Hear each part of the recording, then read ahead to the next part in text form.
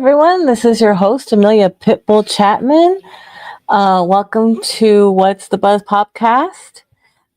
It's a very special episode tonight as we explore the Chapman Files. Join me as we go down the rabbit hole every Wednesday at 7 p.m. Eastern Time, 4 p.m. Pacific, and 6 o'clock Central Time. Tonight, we're going to be talking about Facebook, or about face, as you might want to call it.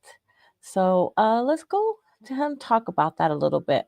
Now that we have a new president, what do you think about that? Do you think that we're going to have a little bit of a change? I don't know.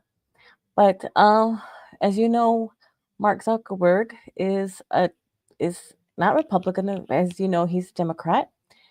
And he did kind of have a little bit to say about some changes that he wanted to do to Facebook. And he's going to be working with President Trump to see what he can do. But before we go into the show a little bit, why don't we go ahead and listen to what he had to say? Let's go ahead and listen to that first, and then we'll talk a little bit about that with the show. Okay, here we go.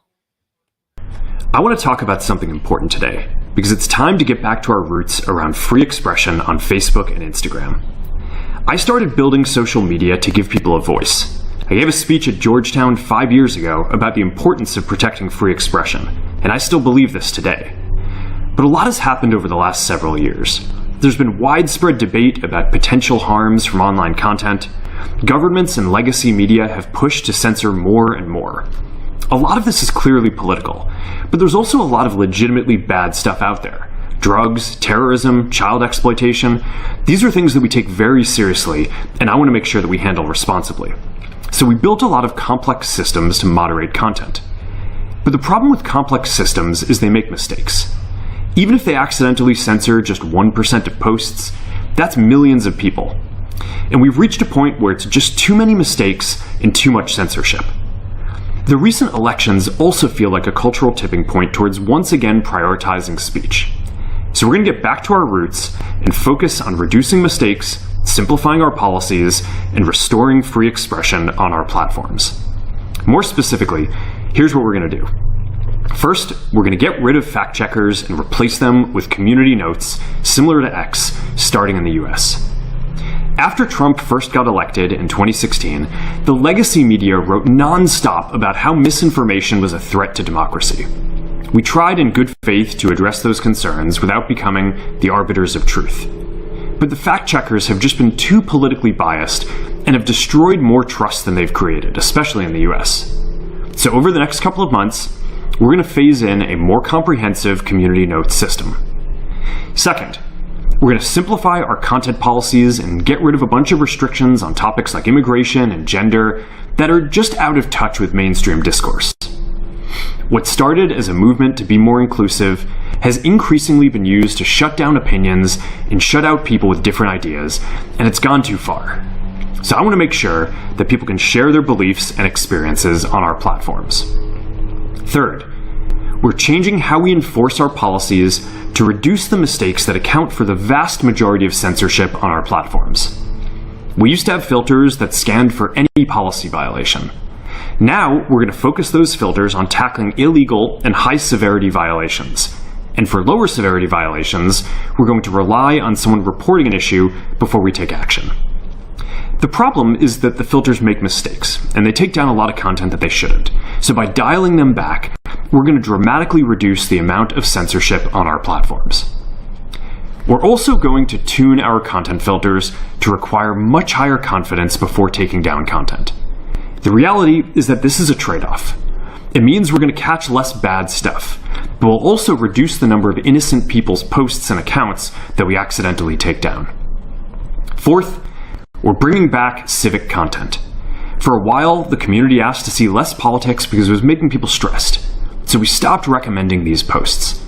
But it feels like we're in a new era now, and we're starting to get feedback that people want to see this content again. So we're going to start phasing this back into Facebook, Instagram, and Threads while working to keep the communities friendly and positive. Fifth, We're going to move our trust and safety and content moderation teams out of California, and our US-based content review is going to be based in Texas. As we work to promote free expression, I think that it will help us build trust to do this work in places where there is less concern about the bias of our teams. Finally, we're going to work with President Trump to push back on governments around the world that are going after American companies and pushing to censor more. The US has the strongest constitutional protections for free expression in the world.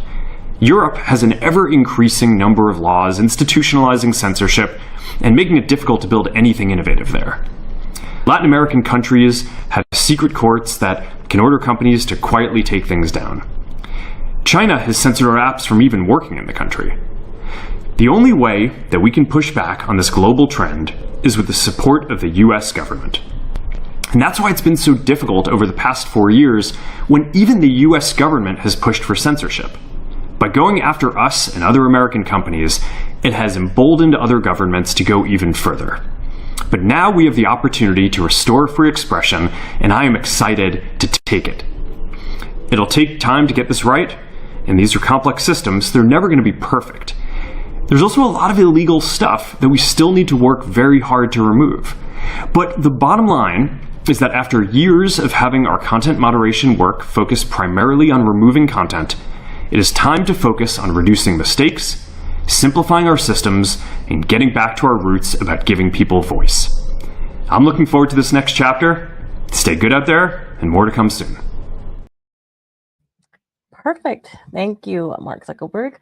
So what do you guys think about that? Let's talk about that a little bit.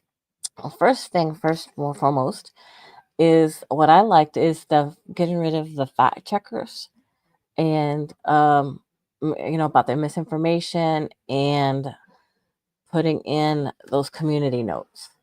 Because how do we know that what we're not putting in there is fact, especially like what if we put something about our mother or our our father, parents, family members saying, happy 100th birthday or happy first birthday.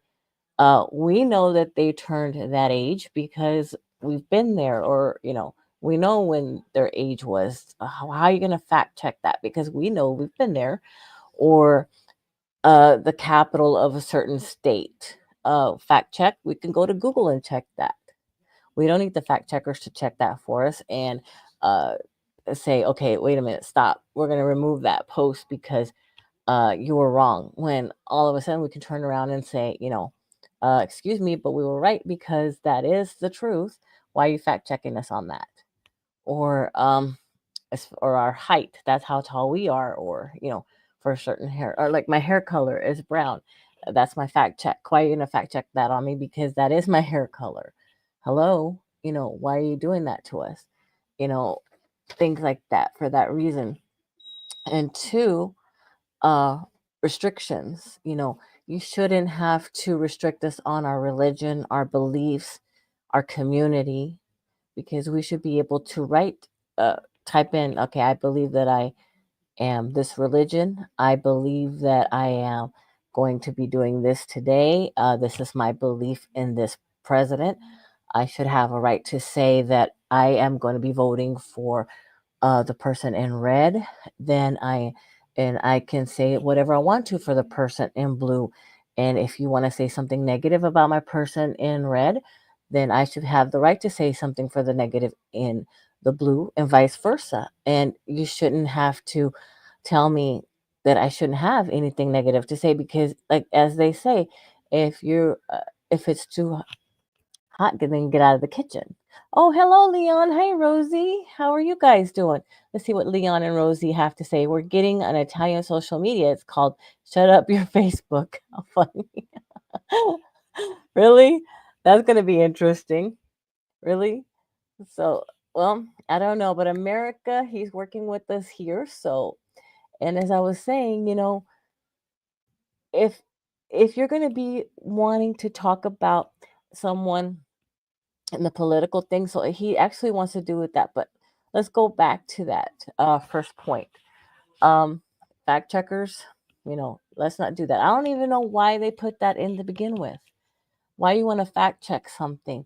I mean, that stopped a lot of people's innocent posts. I mean, there was something that a lot of people started writing about. I don't know if you saw that, but it was an innocent little weed, a little daisy coming up between two cracks of the cement, saying, "I hope you have a wonderful day," or something like that.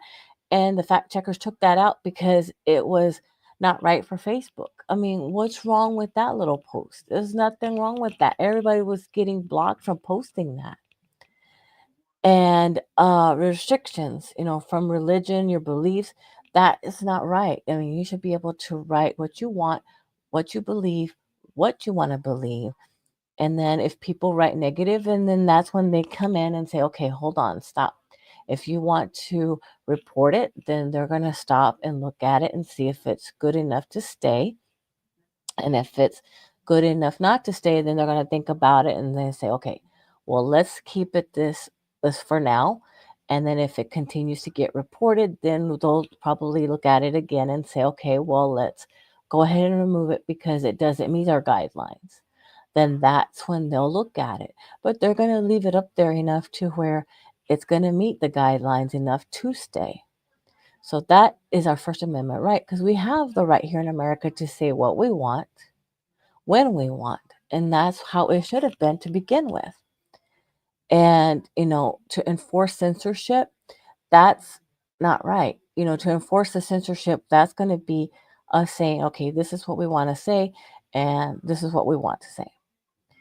And also our civil rights, political, they want to get rid of a lot of the political and bring back more into other content, which is, I understand, because that, if you think about it, when you're into the family or when you're around friends, you shouldn't really talk about religion or politics because that's when it gets pretty bad. Just like you're on Facebook or Instagram or TikTok or the other ones, all the other social media outlets. That's when you're going to be talking, arguing, you're going to be cursing, which you shouldn't, of course. And that's where you're going to be losing friends and family.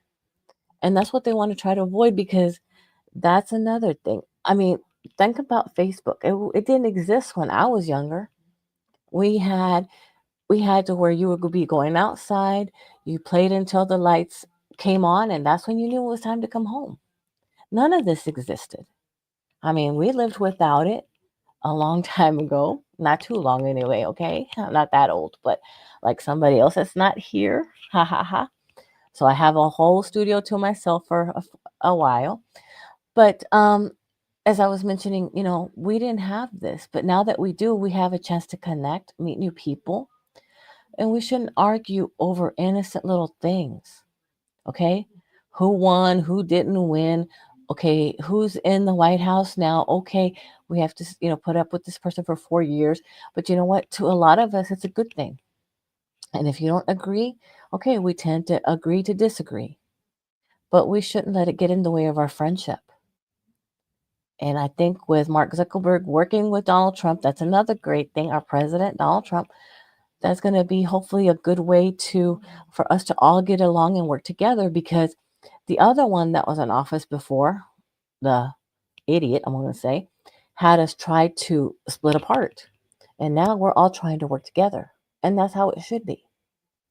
Just like Facebook should be. Because I was able to meet new people. I was able to connect with old friends, family members that I hadn't even met at all, family members I hadn't seen in a long time. And that's how it should be. And also, I'm so glad that they're moving it out of California to Texas because if you can understand, California people were a lot of biased people, and I can understand where he's coming from because it is a blue state. And I'm not saying that Texas just because Texas is a red state, but he probably shopped around and looked at different states to see where he wanted to move his people to, to find out, okay, well, let's move all of this over here to see where we can go and get everybody organized, and that way we can have all the group together, all the team. Because when he first started out, there wasn't many people when he first started out Facebook. And all of a sudden it grew bigger and bigger and bigger and bigger to where there's millions of us on here. probably billions of us on Facebook now. And I have gotten to meet so many new people, wonderful people on Facebook. And I mean, I wouldn't be here if it wasn't for Facebook, to be honest with you. I wouldn't connect with a lot of you people if it wasn't for Facebook. And I thank goodness for Facebook. And also too, with him finally realizing, hey, I have a chance to make things good again. And I think that's a good thing. He finally opened up. He finally, I guess, opened his eyes, I should say, and say, okay, let's open up Facebook. He finally realized and said, you know what? I think I made a mistake the first time, but you know what? Now that I have President Trump here, I have a chance to make things good again myself. And I think that's what he finally realized. He finally realized that he had a chance to make things good again. I mean, what do you guys think about all this fact checkers being gone because of the misinformation? And also, they have a chance to get rid of all these spam accounts, all these scamming accounts that are out there, pretending to be somebody they're not, trying to get people to send them money. Because that's a lot going on. Let me tell you that.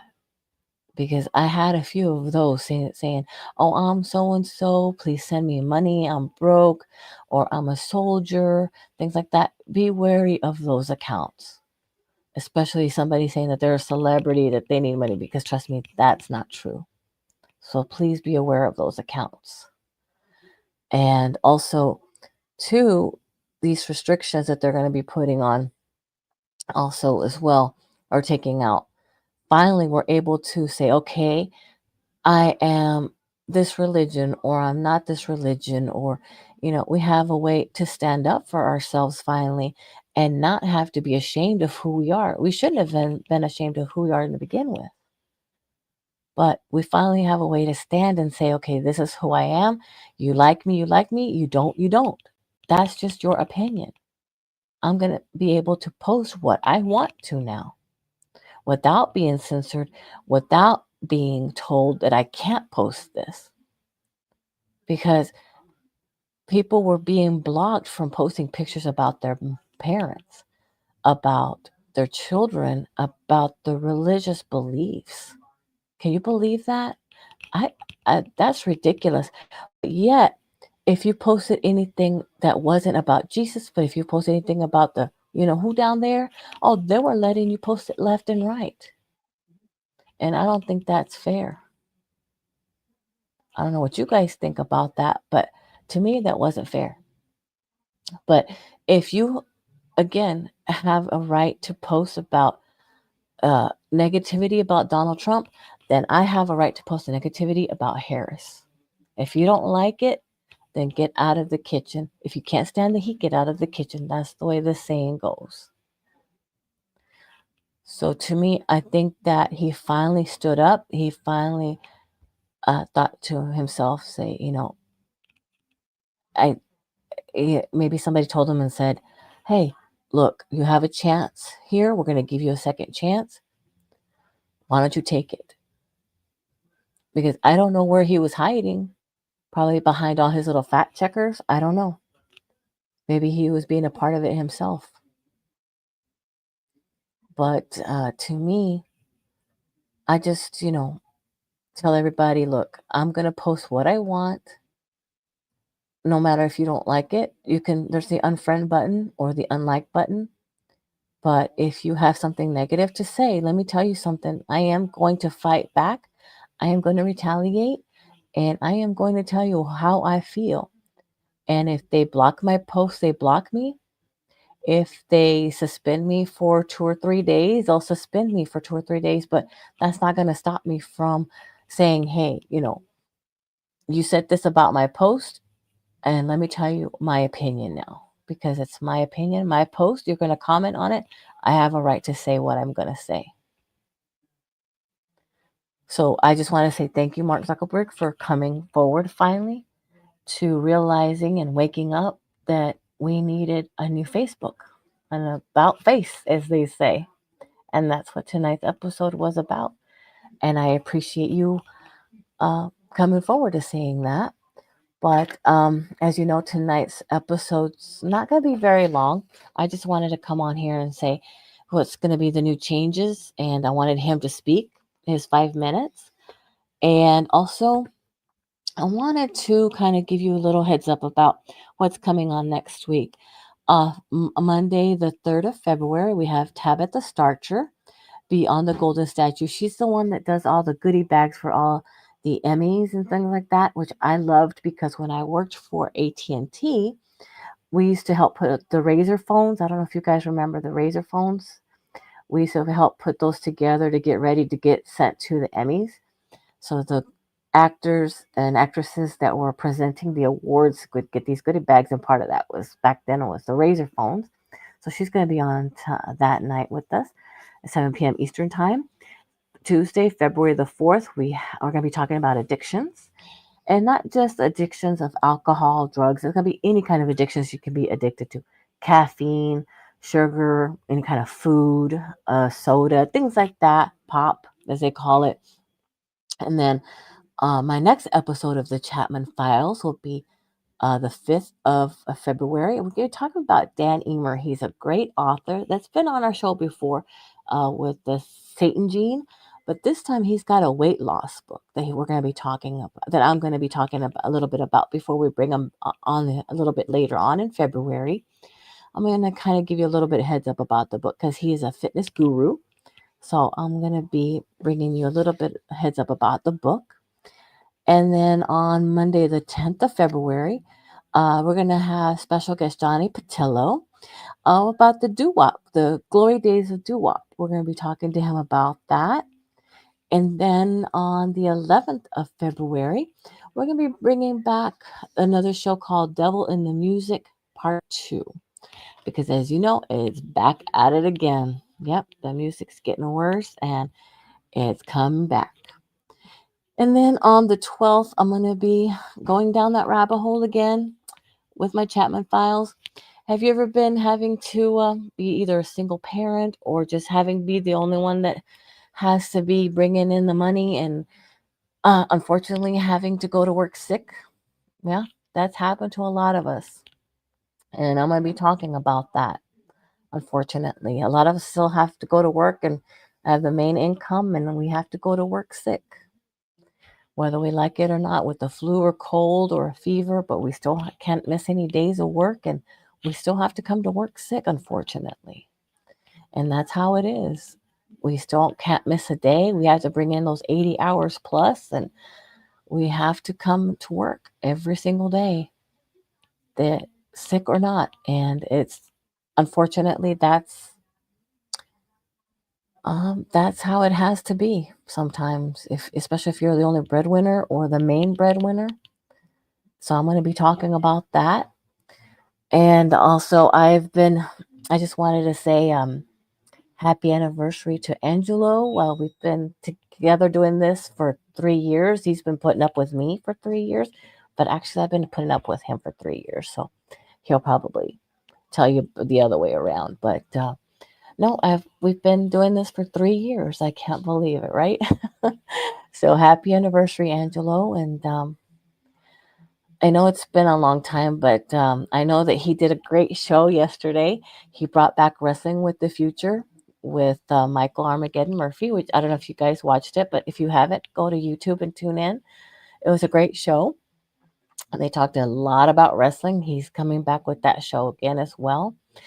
And speaking about wrestling, I just wanted to let you guys know that I'm still a wrestling fan. I just wanted to leave that to the boys because I know that he wanted to talk about wrestling again. And I know that you guys are wrestling fans and you wanted to have that brought back.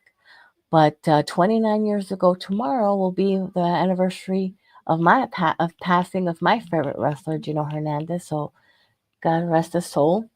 I can't believe it's been 29 years. Wow. Where's the time gone, right? I just can't believe it's been 29 years that my favorite wrestler, Gino Hernandez, passed away. It's been a very, very long time. But if you have a chance, go on YouTube and watch the show that he did last night. It was a great show. And continue watching us because we will bring you great shows. Mondays, Tuesdays, and Wednesday nights at 7 p.m. Eastern Time, unless we have other shows during the week that we can bring you special. So just keep watching us, and we love you guys, and thank you for everything, and see you next week, Monday, 7 p.m. Eastern Time.